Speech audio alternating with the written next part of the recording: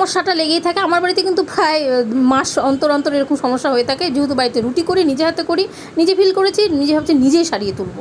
হ্যাঁ, আমার গ্যাসের ওভেনগুলো আছে, যে ওভেনে দুটো ঝিক আছে, বড় ঝিকটা একদমই জ্বলছে না, একটু একটু করে জ্বলছে, বুকবুক করছে আর নিভে যাচ্ছে। আর ছোট যে ঝিকটা আছে সেই ঝিকটা কিন্তু মানে যেটুকু জ্বলার দরকার সেটুকু জ্বলছে না। তো আমি এটাকেও একটু সারিয়ে নেব দুটো ঝিককেই।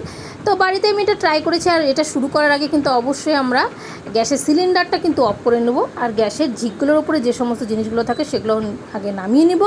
নামিয়ে নিয়ে দেখো, ভেতরে রুটি যারা ভাজো তাদেরকে বাড়িতে কিন্তু এই সমস্যাটা বেশি হয়, যেহেতু আমি 2 বেলা রুটি করে আমি নিজে দেখেছি। এখানে দেখো অনেক কিন্তু রুটির দানাগুলো পড়ে আছে, এগুলো পুড়ে কী হয় বলো তো, গ্যাসটা জ্বলে না।